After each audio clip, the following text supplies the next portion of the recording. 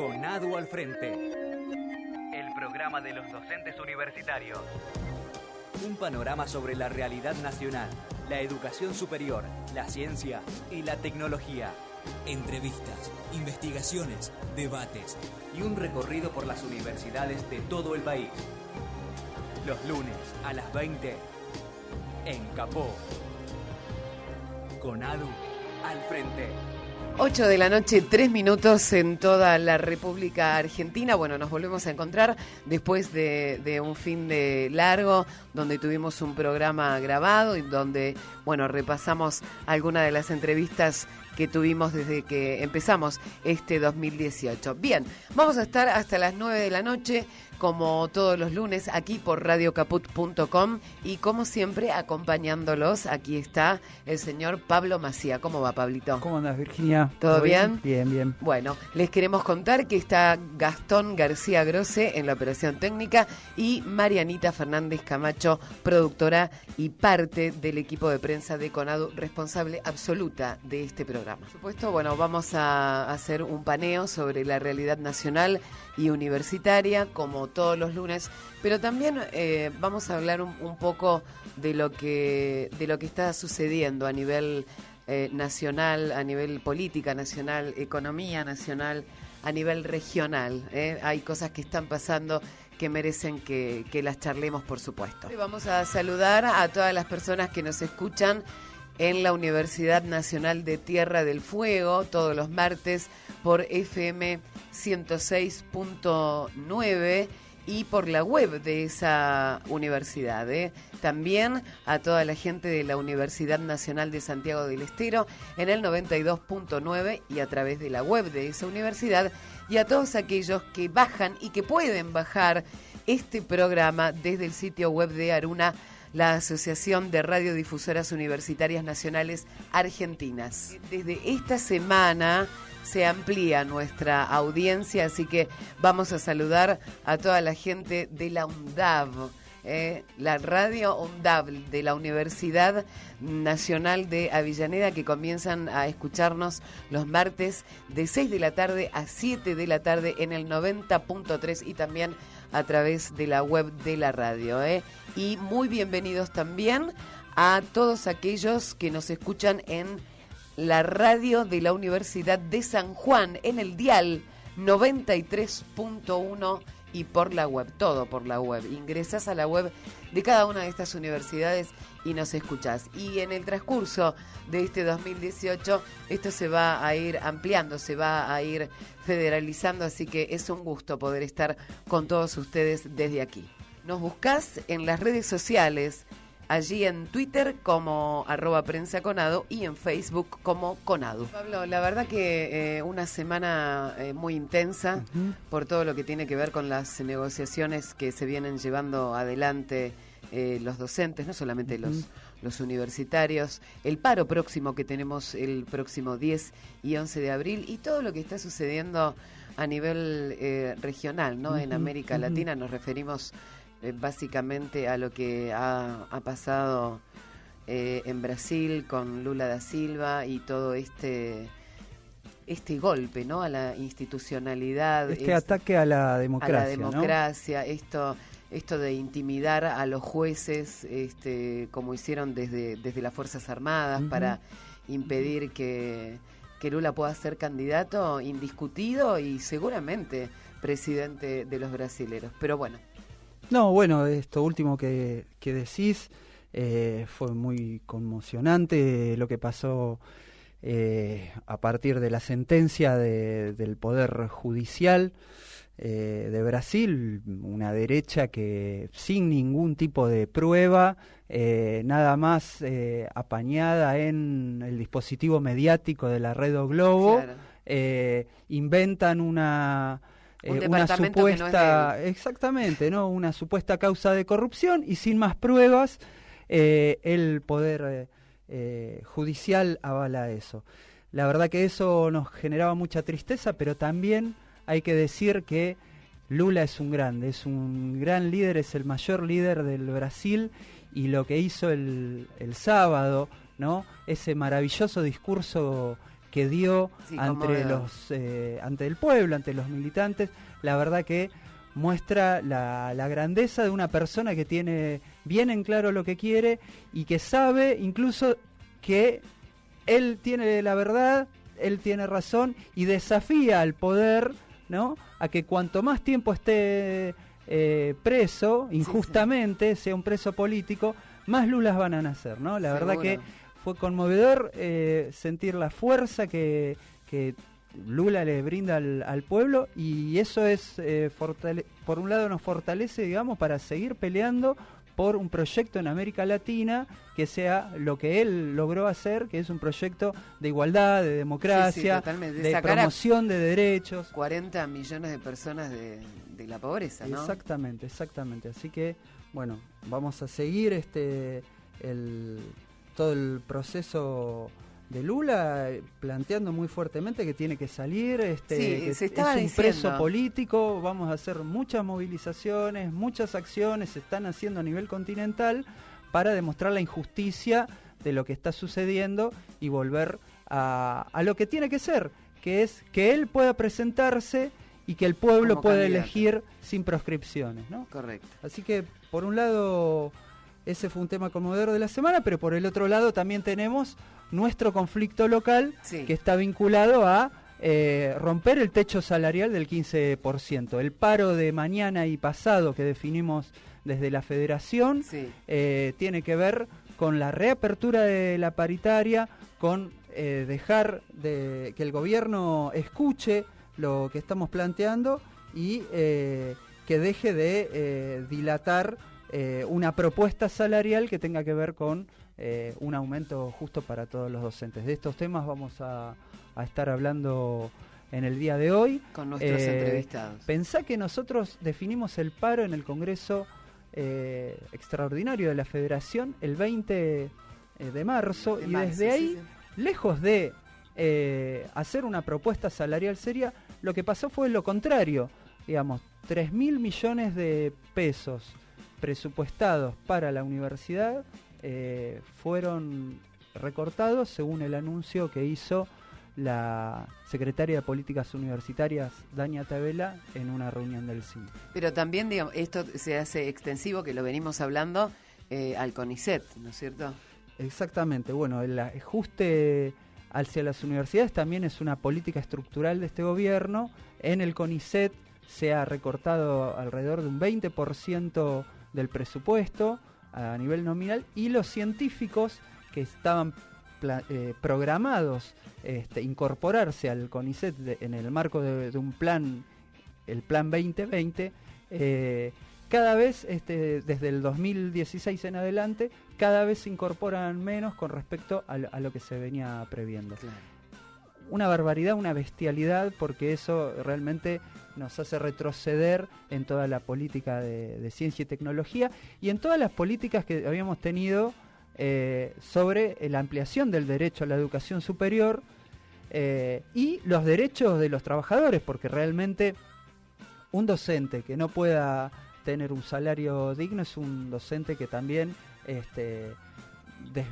se desvirtúa de alguna manera el proceso de enseñanza y aprendizaje, la investigación. La verdad que la docencia de nuestro país, la docencia universitaria, está con un descontento muy grande. Consideramos que el paro de mañana y pasado va a ser muy fuerte.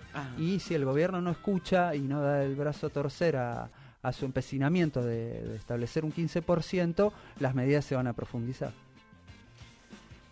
Vamos a hacer una pausa chiquita, vamos a escuchar un poquito de música y volvemos. En la noche, 17 minutos en toda la República Argentina.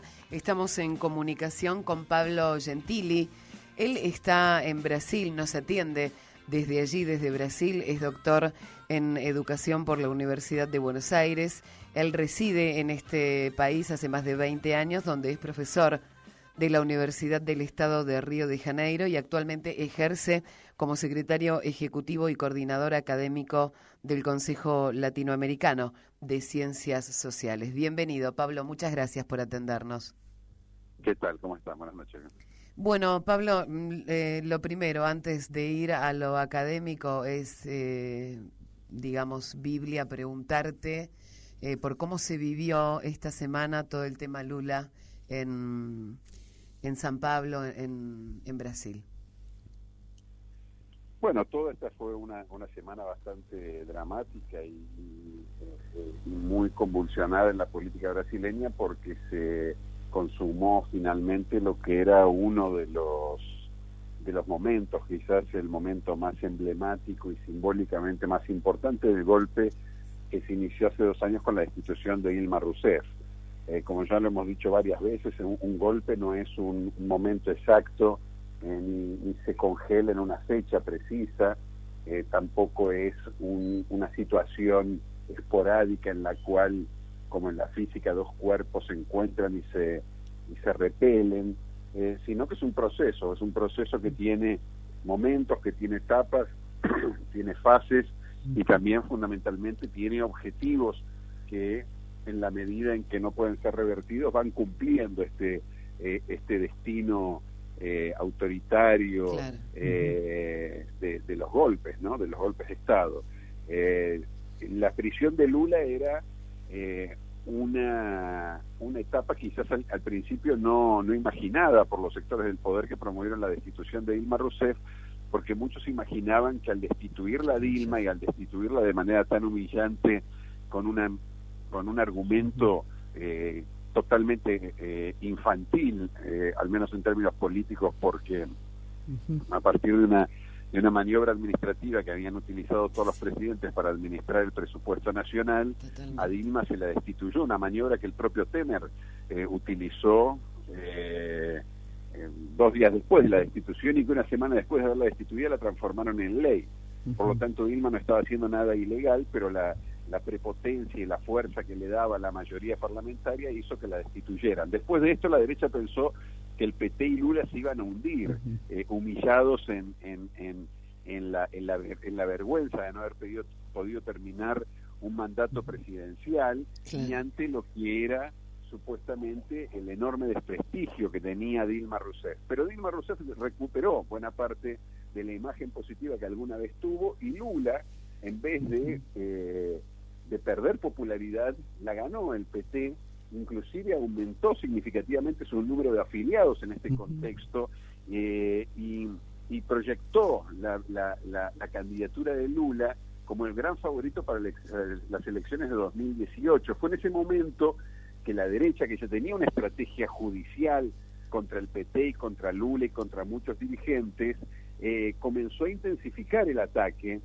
y vos fíjate que todos los juicios que tiene Lula ahora, por lo menos los juicios primeros por los cuales va a ser condenado, son juicios que nada tienen que ver con la estructura fundamental de la Lava Jato, que analiza sobornos vinculados a obras públicas, sino que uno es, el primero por el que ya fue condenado, la supuesta propiedad de un departamento en una playa semejante a Miramar, en el estado de San Pablo, un departamento que perfectamente Lula podría haberse comprado con los recursos que tenía como expresidente y como un conferencista muy bien remunerado en el mundo. El segundo caso por el cual Moro lo va a condenar es por el arreglo de una pileta y de un quincho en la casa de un amigo, y el tercer caso que tiene, por el cual también lo van a condenar, es porque cuando termina la presidencia, él ya tenía un instituto que se llamaba Instituto Ciudadanía y se pasa a llamar Instituto Lula, y ofrece la Odebrecht regalarle un terreno para construir un edificio donde Lula quería hacer el Museo de la Democracia brasileña. Pero Lula no acepta esta donación y rechaza la donación. O sea, nunca le donaron este terreno, pero Moro lo está juzgando porque si la Odebrecht tenía interés de regalarle algo, es porque lo estaba haciendo como una forma de sobornarlo. O sea, lo están juzgando por algo que no ocurrió. Claro. Como tampoco ocurrió la propiedad del departamento, y como realmente haber arreglado, imagínate que dicen que la Odebrecht le arregló, esta es una empresa que hace obras de ingeniería del más alto nivel y complejidad, represas hidroeléctricas, enormes procesos de movimientos de tierra para la construcción de carreteras, túneles en todo el mundo, y dicen que esta misma empresa fue la que le arregló la piscina y el quincho de la quinta de un amigo por el valor de $20.000, lo que le puede significar a Lula 6 años más de prisión. ¿Por qué todas estas causas tan idiotas? Porque en definitiva de lo que se trataba era de condenarlo a Lula por algo, como se la destituyó a Dilma Rousseff por algo, no había ningún motivo, pero se inventó el motivo. Y esto es una de las primeras conclusiones que por lo menos para los argentinos es importante tener, y es que esta justicia, cuando se mete a hacer política, encuentra cualquier razón. No hace falta tener una razón. Si no hay una razón, se inventa. Y esto es lo que han hecho, lo han sacado a Lula, y ahora estamos ante la evidencia de lo que parecía algo remoto, o por lo menos ninguno creíamos a ciencia cierta. Finalmente ocurrió. A Lula lo llevan preso, y ahora empieza un nuevo ciclo en la política brasileña, porque aunque todavía queda una larga batalla judicial por delante, es muy probable, altamente probable, que Lula no pueda presentarse a las elecciones presidenciales de octubre de este año, dejando el camino allanado, o al menos mucho más facilitado, para que la derecha pueda finalmente imponer uno de sus candidatos, que nunca ganaría si hubiera elecciones libres en Brasil. ¿Qué tal, Pablo? Pablo Macía, te quería, a partir del análisis que estás haciendo, ¿no? Vos contabas un poco los argumentos que esgrime este poder judicial, apañado también con el poder mediático, ¿no? Seguramente, sobre las causas para encarcelar a Lula. Pero detrás de eso, nos gustaría que nos cuente cuáles fueron las transformaciones que Lula realizó en Brasil, como para que los sectores de poder se tomen esta revancha, ¿no? Y cómo eso también, si tiene algo que ver con lo que está pasando en otros lugares de América Latina, ¿no? Sí, hola Pablo. Efectivamente, o sea, acá como vos decís, esto tiene que ser visto así, como una revancha, o peor todavía, como una venganza. Las clases dominantes en Brasil, en un contexto de profundo deterioro del régimen de dominación que se estableció en Brasil después de la dictadura, una dictadura que, por cierto, termina de forma mucho más, si vale la palabra, suave que la argentina, o que la chilena, o que la uruguaya. Es una transición pactada, todavía mucho más pactada que la chilena, en donde, fíjate que Brasil sale con el primer presidente constitucional después de 21 años de democracia, que no es elegido por el pueblo. Claro. Quizás esto no lo sepan muchos argentinos, pero el primer presidente, Tancredo Neves, que se muere, como se han muerto tantos sorpresivamente presidentes brasileños, muere y deja a José Sarney en el cargo, pero Tancredo había sido elegido de forma indirecta, no había elecciones directas en Brasil, era un colegio electoral el que elegía el presidente. Recién Brasil tiene elecciones en 1989, o sea, 30 años después de la última votación en Brasil. Brasil pasó 3 décadas sin votar. Entonces, en este país, en donde el fin del gobierno Fernando Henrique Cardoso deja un país con un plan de austeridad fiscal muy grande y con un enorme número de pobres, permite, en una coyuntura muy especial, que Lula, que se había presentado 4 veces a las elecciones presidenciales, finalmente gane. Gana, y la primera impresión que tuvieron estos sectores es que un metalúrgico, que era identificado como un ignorante sin escuela y venido del nordeste brasileño, ¿sí?, como si fuera alguien que viniera de la provincia de Jujuy, no iba a tener ninguna capacidad para gobernar Brasil, y probablemente no iba a terminar su mandato. Y lo que Lula hizo fue implementar un programa de desarrollo y de inclusión social que no solo permitió un crecimiento espectacular de la economía, sino también la ampliación de oportunidades y derechos para millones de brasileños que nunca lo habían tenido. Claro.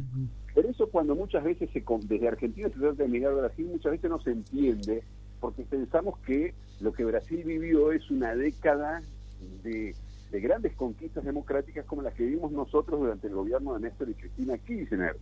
Pero acá hubo otra cosa, que para nada le saca méritos al gobierno de Néstor y Cristina, pero fue diferente, porque en la Argentina, en lo que el gobierno de Néstor y Cristina, lo que los gobiernos de Néstor y Cristina hacen es, de alguna manera, recuperar ese gran espíritu de principios basados en la justicia social, en la lucha por la igualdad, por la democracia, que en la Argentina, aunque habían estado negados durante muchas décadas, estaban instituidos, no solo y fundamentalmente por el peronismo, sino también por una tradición democrática que se verifica, por ejemplo, ahora estamos cumpliendo 100 años de la reforma de universitaria del 18. Ya en 1918, en la Argentina, cuando el peronismo todavía no existía, se estaba pensando en una reforma de la universidad antioligárquica. O sea, nosotros veníamos de una tradición que viene de los partidos comunistas, socialistas, anarquistas, con el radicalismo en la emergencia de las clases medias y fundamentalmente con el peronismo, que durante esta última década reaparece en un nuevo proyecto nacional que es de alguna forma la cristalización, o por lo menos la aspiración a cristalizar todas esas conquistas en una nueva etapa histórica. Brasil nunca tuvo eso. Pablo, te queríamos preguntar, ¿cómo ves vos hacia adelante el panorama político en Brasil a partir de esta situación?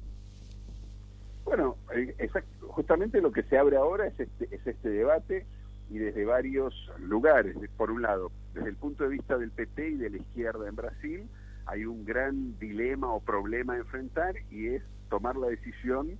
En esto Lula naturalmente tendrá una participación muy activa, porque sin lugar a dudas el que va a tener un papel central en esta definición es si el PT mantiene la candidatura de Lula, aunque sea testimonialmente. Si Lula no se puede presentar, mantiene igual la candidatura de Lula, y pone en evidencia el carácter ilegítimo, fraudulento de estas elecciones, porque evidentemente Lula siendo el ganador y no pudiendo presentarse, el que gane va a estar durante 4 años teniendo que al menos justificar por qué ganó, manteniendo preso al que debería haber sido el presidente del país.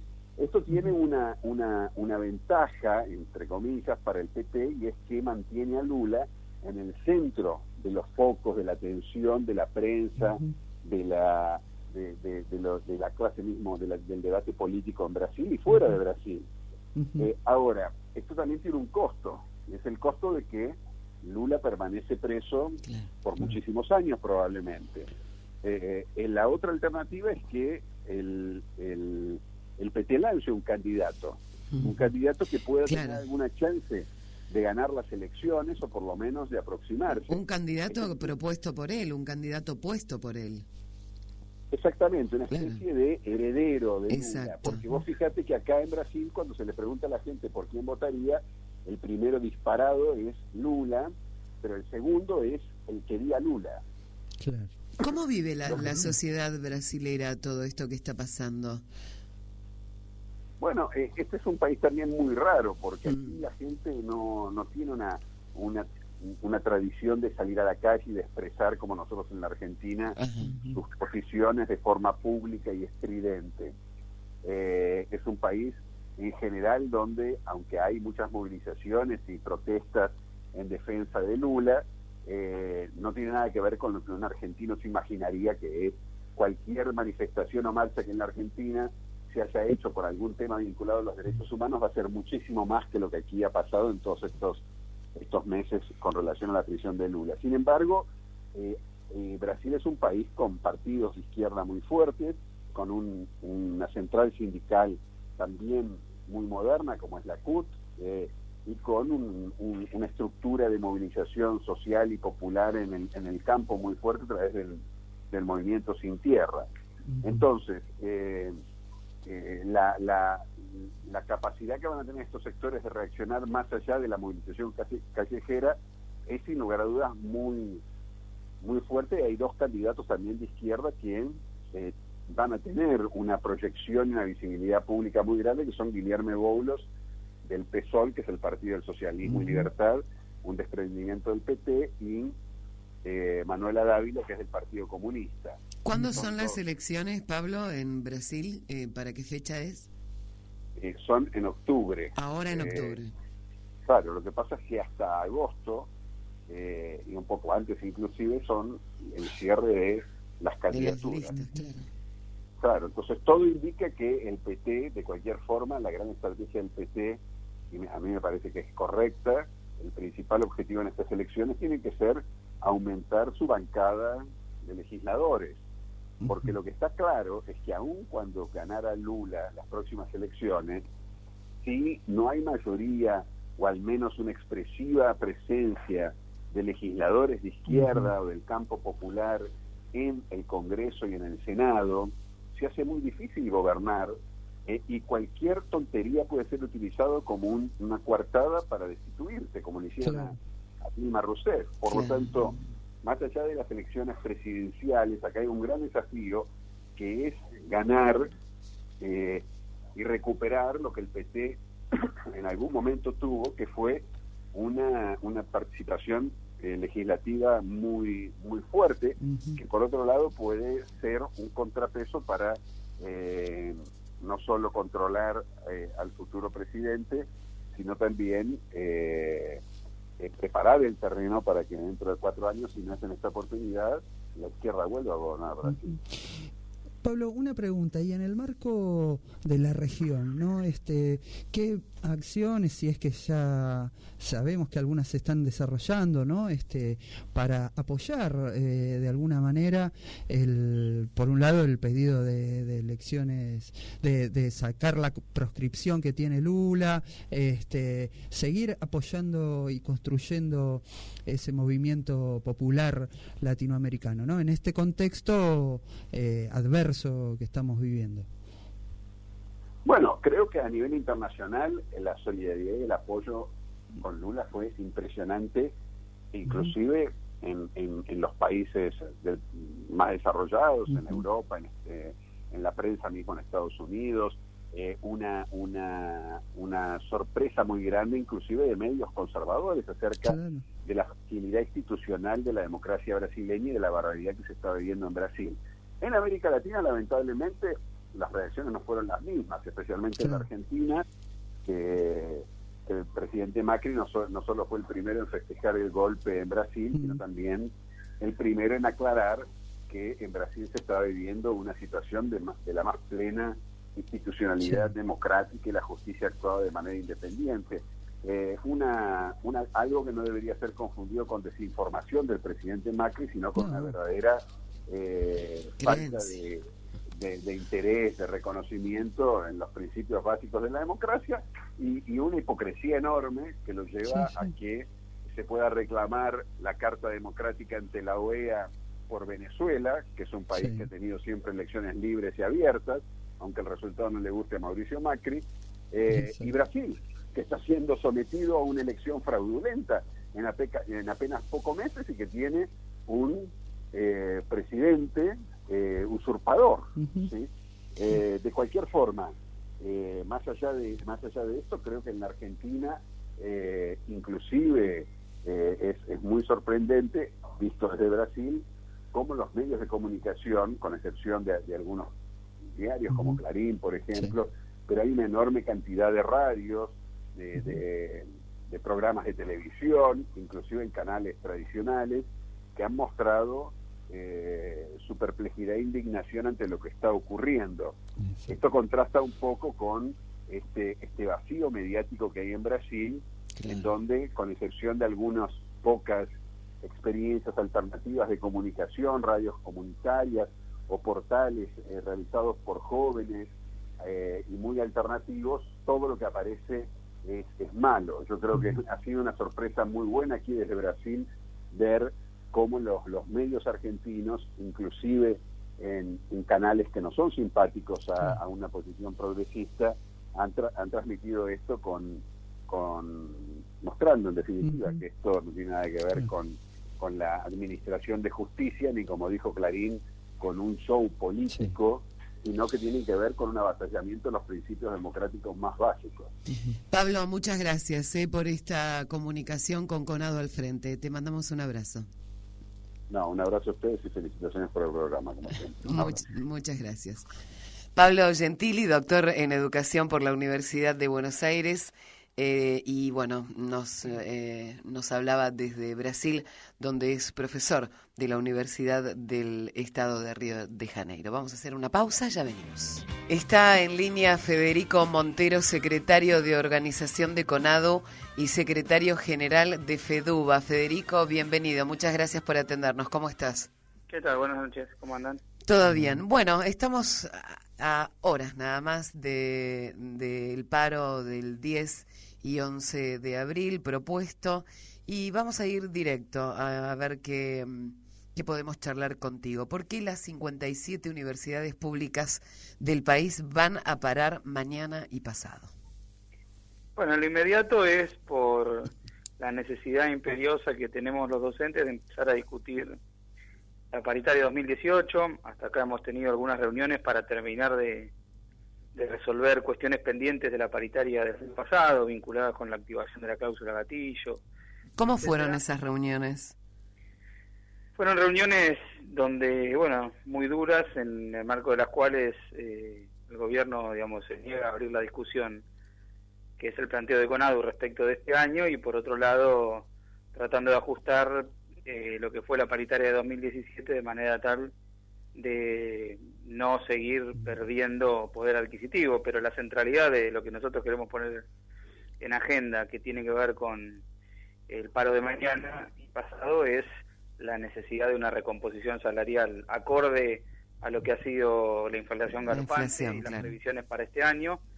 Recordemos que el gobierno puso una pauta inflacionaria del 15% a fin de año pasado, después convocó una conferencia de prensa para decir que en realidad esa pauta del 15% no era tal, y después ya comenzado el 2018, el propio Banco Central hace un par de semanas dijo que en realidad la inflación iba a ser 20%, y paralelamente a eso hay un aumento galopante de las tarifas y de los precios, una situación muy difícil de prever, con lo cual desde el punto de vista del poder adquisitivo de los trabajadores, estamos exigiendo, por un lado, una recomposición del orden del 25% con la cláusula gatillo.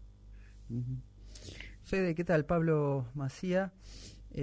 Aparte del conflicto salarial que tenemos, y bueno, que está muy muy duro, ¿qué nos puedes decir también de la política de ajuste general, ¿no?, que lleva este gobierno a partir de hechos como el recorte de 3.000 millones para la universidad, o las cuestiones vinculadas a ciencia y tecnología también?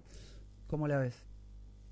Y este paro es un peldaño más en un plan de lucha que en realidad se inició con el comienzo de esta gestión, digamos, ¿no? O sea, nosotros desde el comienzo de la gestión de Mauricio Macri y Esteban Bullrich, en su momento a cargo del Ministerio de Educación, planteamos con mucha claridad desde CONADU cuáles iban a ser las perspectivas de esas políticas, y lamentablemente no le erramos.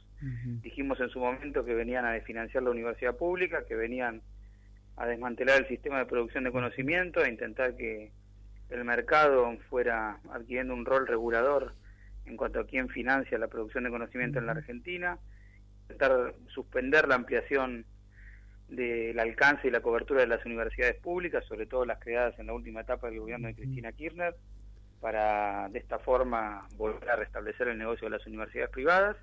Y a partir de eso delineamos un plan de lucha en aquel momento con aquella primera marcha universitaria en 2016, que fue recordada como un punto de inflexión de la pelea de los universitarios en términos políticos. Y si lo miramos en una larga perspectiva, este paro tiene que ver con la continuidad de la resistencia a esas políticas que se delinearon desde la asunción de Macri. En este año lo que vemos y podemos constatar en términos concretos de lo que vos decías es que el porcentaje de inversión en materia de educación en general y en particular de educación universitaria respecto de lo que del PBI y del presupuesto sigue disminuyendo, que el recorte en lo que es gastos no salariales, que tienen que ver con la infraestructura, los insumos para trabajar en las universidades, es cada vez mayor, que todos los sistemas de becas de inserción de los estudiantes en las universidades es brutal, que toda la apuesta a las becas en las carreras estratégicas para el desarrollo nacional también lo son, que el gobierno ha decidido recortar todos los convenios que tenían las universidades con el Estado, con la excusa de que eran un nido de corrupción, para dárselas no casualmente a consultoras y empresas privadas y universidades privadas. O sea que el gobierno, donde ve una posibilidad de negocio, avanza en ese sentido, y en particular sobre la educación. Este es el escenario que estamos viendo en la Argentina. Entonces, por eso digo, este paro tiene en lo inmediato lo que hablábamos al principio, la cuestión salarial, la cuestión presupuestaria, pero desde el punto de vista político es un escalón más en la resistencia de la comunidad universitaria al ajuste y la mercantilización de la universidad que el gobierno propone y tiene como único eje de programa de política universitaria. Federico, la semana pasada participaste en representación de CONADU y también de FEDUBA, de la movilización al polo científico junto con becarios y también investigadores del CONICET para denunciar el avance del mecanismo sobre la ciencia y la tecnología, específicamente lo relacionado con las modalidades de concurso y de ingreso a la carrera de investigador científico y tecnológico. Así es. La semana pasada estuvimos en el CONICET porque otro de los aspectos que mencionábamos antes, digamos, ¿no?, que tiene que ver con el desarrollo de la ciencia y la tecnología y un sistema soberano de producción de conocimiento, está siendo desmantelado a través de el recorte en la cantidad de investigadores que ingresos, claro, año a año en la carrera de investigador del CONICET. De esta forma, esto no es solamente una demanda individual ni corporativa de los becarios, esto hay que entenderlo, sino que se inscribe en el desmantelamiento de una política de Estado. La Argentina tiene un plan de desarrollo científico-tecnológico votado por el Congreso de la Nación, que se llama Argentina Innovadora 2020, que establece con mucha claridad cuáles son los objetivos en materia de desarrollo del sistema científico, y para eso es que se necesitan los investigadores e investigadoras en el CONICET. Sí. Este gobierno que se llena la boca hablando de que hay que tener políticas de Estado, de largo plazo, que vayan más allá de los gobiernos, lo primero que hizo al asumir es agarrar una de las más valiosas y legitimadas por la sociedad políticas que tiene que ver con el desarrollo científico y borrar con el codo lo que había escrito con la mano el propio ministro, que con la paradoja de que la excusa para quedarse había sido la continuidad de la política, y es él mismo el hacedor de la destrucción del desarrollo científico soberano en la Argentina, con lo cual, digo, la movilización en su momento tuvo que ver con esto, pero me interesa señalar una cosa, al igual que como señalaba Pablo antes, que esto no es solamente un problema, digamos, simplemente de asignación de recursos en cuanto al ajuste. El ajuste tiene una dimensión política, en el caso del CONICET se ve con mucha claridad, y hoy la justicia dio lugar a un amparo de Roberto Salvarezza, quien fue electo por sus pares para integrar el directorio del CONICET, y por su presencia política, digamos, que está claramente definida. Él es hoy diputado de Unidad Ciudadana. El gobierno nacional se negaba, de hecho hace 20 meses que se negaba, en reconocer el cargo que él había ganado en función de que sus colegas lo habían elegido. Hoy la justicia dio lugar a una cautelar presentada por Roberto Salvarezza y emplazó al gobierno nacional, es decir, a Mauricio Macri, a que en el plazo de 20 días emita el decreto que lo designa en función de haber ganado las elecciones dentro de sus colegas científicos. Entonces, ahí tenemos también una muestra de que no es solamente un tema de pelea corporativa por la asignación de recursos, sino que tiene que ver con una clara discriminación política por parte del gobierno nacional a aquellos que quieren integrar ámbitos institucionales para tratar de frenar este ajuste. Fede, hablando, ya nos queda poquito tiempo, pero hablando de democracia también, ¿no?, y de posturas ideológicas, estuviste en Brasil, queríamos que nos cuentes muy brevemente cómo viste allá la cuestión, ¿no?, y este avasallamiento a la democracia en Brasil, pero por otro lado también la fortaleza de un líder como Lula, ¿no?